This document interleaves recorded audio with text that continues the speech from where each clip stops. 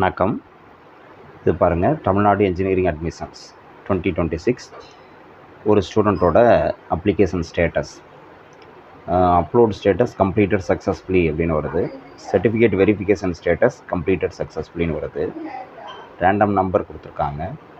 அடுத்து பார்த்தீங்கன்னா, இவங்க வந்து 7.5% எலிஜிபிளான ஒரு ஸ்டூடெண்ட்ஸ். சிக்ஸ்த்துலேருந்து 12th வரலையும் கவர்மெண்ட் ஸ்கூலில் படித்த ஒரு ஸ்டூடெண்ட்டு. இதுக்கு முன்னாடி ஒரு 4 நாளைக்கு முன்னாடி நம்ம பார்த்தோம்னா இந்த இஸ் எலிஜிபிள் ஃபார் 7.5% அந்த இடத்துல நோன்னு போட்டிருந்தாங்க. இப்போ எலிஜிபிள் ஸ்டூடெண்ட்ஸ்க்கு எல்லாமே அண்டர் ப்ராசஸ் அப்படின்னு வந்துட்டுருக்கு. ஏற்கனவே நம்ம சொல்லியிருந்தோம், அந்த சாஃப்ட்வேரில் ஏதோ ப்ராப்ளம், அதனால் எல்லாத்துக்குமே நோன் வந்தது அப்படின்னு பார்த்தோம். ஆனால் இப்போ அதை சரி பண்ணியிருக்காங்க.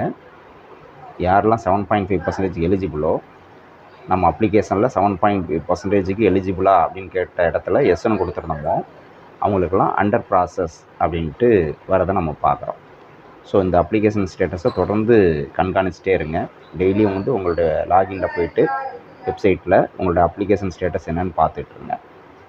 அப்புறம் நம்ம கூடவே சொன்ன மாதிரி ஏதாவது சர்டிஃபிகேட்ஸ் உங்களுக்கு பெண்டிங் இருக்குது அப்படின்னா அதை வாங்கி ரெடியாக வச்சுக்கிங்க.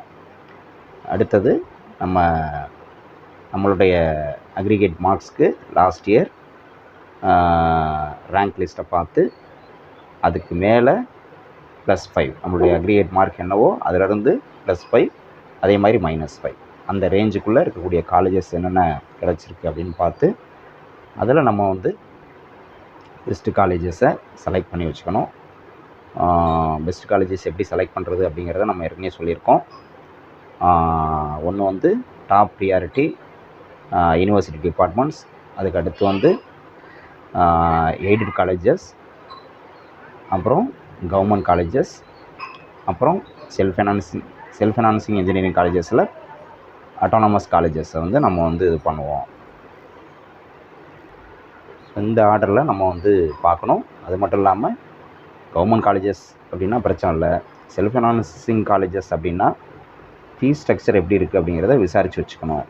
நம்ம பட்ஜெட்டுக்கு அந்த காலேஜுக்கு வந்து சூட் ஆகுமா அப்படிங்கிறதையும் பார்த்துக்கணும் அப்படின்னு தான் சொல்லியிருக்கோம்.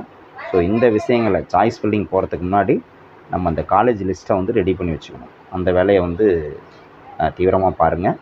நம்ம சேனல்லையும் அந்த லாஸ்ட் இயர் ரேங்க் லிஸ்ட்டை பேஸ் பண்ணி எந்தெந்த அக்ரிகேட் மார்க்ஸ்க்கு என்னென்ன காலேஜஸ் கிடைக்கிறதுக்கு வாய்ப்பு இருக்குங்கிறத தொடர்ந்து அப்டேட் பண்ணுவோம். தொடர்ந்து பாருங்கள்.